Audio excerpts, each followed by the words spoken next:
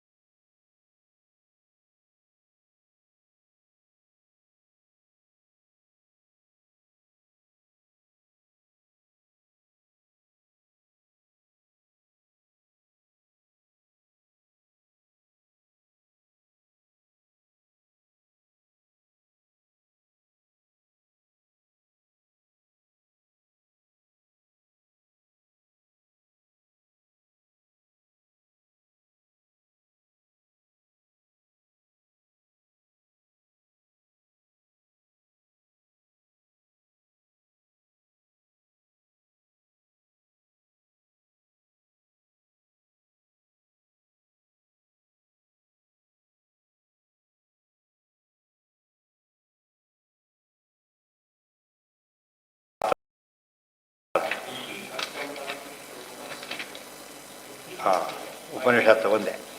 ಅದಾದಮೇಲೆ ಭಾಷ್ಯ. ಆದಿತ್ಯ ಸಂಸ್ಥಿತೋ ನಿತ್ಯಂ ಪ್ರಾಣಸ್ತಪತಿನಾ ಪರಃ.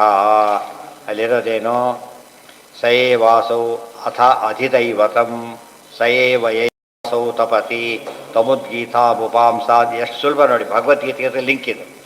ಯಾರು ಸೂರ್ಯನ ಆರಾಧನೆ ಮಾಡ್ತಾರಲ್ಲ, ಏನಂತ ಅಥ ಅಧಿದೈವತಂ, ಸೂರ್ಯನ ಒಳಗಿದ್ದಾನೆ ಅವನು, ಉದ್ಗೀತ ಅವನು, ಆದಿತ್ಯ ಅಲ್ಲ, ಆದಿತ್ಯ ಉದ್ಗೀತ ಪರಮಾತ್ಮ. ಸೊ ಸಿಂಪಲ್ಲಾಗಿ ಹೇಳಿದ್ರಲ್ಲಿ ಯದಾದಿತ್ಯಗತಂ ತೇಜೋ ಜಗದ್ಭಾಸಯತೋ ಅಖಿಲ, ಬೆಳಕು ಉದ್ಗೀತ ಹೊರತು ಇವರಲ್ಲ. ಎಷ್ಟು ಸಿಂಪಲ್ ಆಗಿದೆ ಅದು. ಉಪನಿಷತ್ ಎಲ್ಲ ಕಡೆ ಕ್ಲಿಯರಾಗಿ ಬಂದುಬಿಟ್ಟಿದೆ. ಸೌರಮತಕ್ಕೆ ಅವಕಾಶ ಏನಿಲ್ಲ. ಸೌರಮತ ಅಂದರೆ ಏನು? ಆ ಮತ ಹೊರಟೋಯ್ತಾರೆ. ಇದನ್ನು ಓದಿದ ಮೇಲೆ ಅದು ಉಳಿಯೋಕ್ಕೆ ಚಾನ್ಸಸ್ಸೇ ಇಲ್ಲ. ಅಥ ಖಲು ಮುಂದೆ ಹೇಳ್ತಾರೆ, ಸಮಾನಃ ತಪಸೋ ತಮಸೋ ಉಭಯಸ್ಯ ತಮಸೋ ಭವತಿ ಏವ ಪ್ರಜಾಭ್ಯಃ ಉದ್ಗಾಯತಿ ಉದ್ಯಂತಮೋ ಅಭಯಂ ಭಯಮಪಹಂತಿ ಅಪಹಂತಾಃ ವೈ ಉಭಯಸ್ಯ ತಮಸೋ ಭವತಿ ಯಯೇವಂ ವೇದ. ನೋಡಿ, ಈ ಸೂರ್ಯ ಬರೀ ಹೊರಗಿನ ಕತ್ತಲೆ ಕಡಿತಾನೆ, ಒಳಗಿನ ಸೂರ್ಯ ಏನು ಮಾಡ್ತಾನೆ? ಒಳಗಿನ ಕತ್ತಲೆನೂ ಕಡಿತಾನೆ, ಎರಡೂ ಕಡಿತಾನೆ. ಅದೇ ಅಪಿತ್ರಿಲೋಕ್ಯ ಬಹಿರುಲ್ಲಸನ್. ವಾಯುದೇವರಿಗೂ ಅನ್ವಯ, ಮುಖ್ಯವಾಗಿ ದೇವರಿಗೆ ಅನ್ವಯ, ಆಮೇಲೆ ವಾಯುದೇವರಿಗೆ ಅನ್ವಯ, ಆಮೇಲೆ ಸೂರ್ಯನಿಗೆ ಅಷ್ಟೇ. ಸೂರ್ಯ ಒಳಗಿನ ಶಕ್ತಿ ಕೊಡೋ ಶಕ್ತಿ ಇಲ್ಲ. ಸೂರ್ಯನಿಗೆ ಪ್ರೇರಕತ್ವ ಒಪ್ಲಕ್ಕೆ ಸಾಧ್ಯ ಇಲ್ಲ. ಯಾಕೆ? ಆತ್ಗೆ ಇಲ್ಲ. ಅದಕ್ಕೆ ಪ್ರೇರಕತ್ವ, ಸರ್ವ ಪ್ರೇರಕತ್ವ ಬೇಕಾಗಿದೆ. ಅದು ವಿಷ್ಣುವಿಗೆ ಮಾತ್ರ ಇರೋದು. ಸಮಾನವು ಏವಾಯಂ ಚಾಸೌ ಚೋಷ್ಣು ಅಯಮುಷ್ಣು ಸೌ ಸ್ವರ ಇತಿ ಯವಾಚಕ್ಷತೆ ಸ್ವರ ಇತಿ ಪ್ರತ್ಯಾಸ್ವರ ಇತಿ ಅಮುಂ ತಸ್ಮಾದ್ವಾ ಏತಂ ಇಮಂ ಮಮಂ ಚ ಉದ್ಗೀತ ಉಪಾಸೀತ. ದೇವರಿಗೆ ಸ್ವರ ಅಂತ ಹೆಸರಿದೆ, ಭಾರಿ ಇಂಪಾರ್ಟೆಂಟ್. ಯಾಕೆ? ಸ್ವರತ ಮತ್ತು ಸ್ವರಥ ತನ್ನೊಳಗೆ ರಥ, ಇನ್ಯಾರು ಮಹಾಲಕ್ಷ್ಮಿನೂ ಬೇಕಿಲ್ಲ ಪರಮಾತ್ಮನಿಗೆ. ಅದಕ್ಕೆ ಸ್ವರ ಸ್ವರ ಅಂತ ಕರೀತಾರೆ. ಸ್ವರತೇಹೇ ಸ್ವರಃ ಅಂತ ಅದಕ್ಕೆ ಇದು ನಿರ್ವಚನ. ಧಾತು ತನಗೆ ರೀತಿ ಇನ್ಯಾರು ನಮಗೇನಾಗಿದೆ, ಒಂದು ಖುಷಿಯಾಗಿಬಿಟ್ಟಿದೆ, ಯಾರ್ಯಾರು ತಿಳಿಸ್ಬೇಕು ಅವ್ರಿಗೆ ಎಂಜಾಯ್ ಮಾಡೋಕ್ಕೋಸ್ಕರ. ಒಂದು ಯಾರು ಕರೆದು ಬಂದ ಪಾಸಾಗಿದ್ದಾರೆ ಇದು ಬಂದೆ ಅಂತ ಹೇಳ್ಕೋಬೇಕು. ಅವ್ನು ಅಷ್ಟು ಸಿಗಲಿಲ್ಲ, ಒಂದು ಥರ ಇದಾಗಿಬಿಡ್ತಾರೆ, ಭಾಳ ಡಲ್ ಆಗಿಬಿಡ್ತಾರೆ. ಯಾರು ಇಲ್ಲವೇ ಇಲ್ಲ ಅದು ಕೇಳೋದಕ್ಕೋಸ್ಕರ. ಆ ರೀತಿ ಲೆಕ್ಕ ಹಾಕಿದ್ರೆ ದೇವ್ರು ಎಷ್ಟು ದುಃಖ ಪಡ್ಬೇಕು ಅಂತ ಅದನ್ನು ಅರ್ಥ ಮಾಡಿಕೊಡೋರು ಯಾರೂ ಇಲ್ಲ, ತೊಗೊಂಡು ಏನು ಮಾಡಬೇಕು ಅಂತೇಳಿ ಇಲ್ಲೇ ಇಲ್ಲ. ನಮಗೆ ಸ್ವರತತ್ವ ಭಗವಂತನಿಗೆ ಕೇರೆ ಮಾಡೋದಿಲ್ಲ. ಒಬ್ಬ ಸರಿ ನ್ಯಾಯ ಮಾಡಿದ್ದಾನೆ, ನಮಗೆ ಅನುಭವ ಬರುತ್ತೆ. ಯಾವುದೋ ಅನ್ಯಾಯ ಅಂತ ಇವ್ರು ಒಪ್ಪೋದಿಲ್ಲ, ನ್ಯಾಯವಾಗಿದ್ದೆ ಅವನೇನು ಸ್ವರತ ಏನು ಯೋಚನೆ ಕೇರ್ ಮಾಡೋದಿಲ್ಲ. ಯಾತಕ್ಕೀಗ ನಾ ಮಾಡಿ ಸರಿ ಇದೆ, ಆನಂದ ಕೊಡುತ್ತೋ ಇಲ್ಲ. ಆ ಥರ ದೇವರಿಗೆ ಏನು ಕೂಡ ಏನು ಬೇಕಾಗಿಲ್ಲ, ಇನ್ನೊಬ್ರು ನೋಡೋದು ಬೇಕಾಗಿಲ್ಲ, ಎಲ್ಲರೂ ತಪ್ಪು ಅಂತ ಹೇಳಿ. ವಿದುರ ಎಷ್ಟೇ ಹೇಗೆ ನಡ್ಕೊಂಡ, ಇದು ನ್ಯಾಯ. ವಿಭೀಷಣ ದೇವರಂತೂ ಭಾರಿ ಮೇಲಿರ್ತಾರೆ. ಇದು ಅರ್ಥ ಮಾಡ್ಕೊಂಡು ಧರ್ಮ ಅಂದ್ರೆ ಹಾಗಿರ್ಬೇಕು, ನಾವು ಎಂಜಾಯ್ ಮಾಡೋಗಿರ್ಬೇಕೆ ಹೊರತು ಉಳಿದವರು ಸರ್ಟಿಫೈ ಮಾಡಬೇಕಾಗಿಲ್ಲ. ಮಾಡಿದರೆ ಬಿಟ್ಟರೆ ಮಾಡಿದರೆ ಒಳ್ಳೇದೇ, ತಪ್ಪಲ್ಲ, ಮಾಡಲೇಬೇಕು ಅಂತಿಲ್ಲ. ಇವತ್ತು ನಾ ಯಾರೋ ಕೊಡೋದು ವಾಪಸ್ ಕೊಟ್ಬಿಟ್ಟೆ, ಯಾಕೆ ಕೊಟ್ಟು ಯಾರೇ ಕೇಳಿದ್ರು ಕೊಡೋದು ಇನ್ನೇನು ಮಾಡೋಕ್ಕೆ ಜೋರು, ಅವ್ರಿಗೆ ಜೋರು ಮಾಡಬೇಕು ಅವರು. ಯಾಕೆ ಕೊಡೋದು ಹಾಗೆ ಇಟ್ಟರೆ ವಯಸ್ಸಾಗಿ ಸತ್ತೋಗ್ಬಿಡ್ತಿದ್ದು, ಯಾಕೆ ಕೊಟ್ಟಿದ್ದೆ ಅದಕ್ಕೆ ನಾವೆಲ್ಲ ಮಾಡಬಾರ್ದು. ಅಷ್ಟೊಳಗೆ ಕೊಡಬೇಕು ನಾನು, ಯಾಕೆ ಅದು ಅವರಿಗೆ ಎಷ್ಟು ಆನ್ಸರ್ಬಿಟ್ಟು ಹಿಮ್ ಆಮೇಲೆ ಆ ಯೋಚನೆ ಮಾಡ್ತಾರೆ. ಅಂದರೆ ಆ ಥರ ಧರ್ಮ. ನೀವು ಬೈತಿ ಎಲ್ಲರೂ ಬೈಲಿ, ನಾನು ಕೇರ್ ಮಾಡೋದಿಲ್ಲ. ಇದು ಅದು ಧರ್ಮದ ನಿಷ್ಠೆಯಿಂದ. ಹರಿಶ್ಚಂದ್ರ ಎಷ್ಟು ಯೋಚನೆ ಮಾಡೋದು, ಯೋಚನೆ ಮಾಡಿವೆಲ್ಲ. ಎಷ್ಟು ಕಷ್ಟ ಬಂದರೂ ಕೂಡ ಏನು ಮಾಡೋದ, ನಾನು ಸರಿ ಮಾಡ್ತಿದ್ದೆ, ನಾನು ಮಾತು ಕೊಟ್ಟಿದ್ದೆ ನಡೆಸ್ಬೇಕಲ್ಲ. ಇದು ನನ್ನ ಕಮಿಟ್ಮೆಂಟ್. ಆವಾಗ ಸ್ವರತತ್ವ ನಮಗೆ ಅರ್ಥ ಆಗುತ್ತೆ.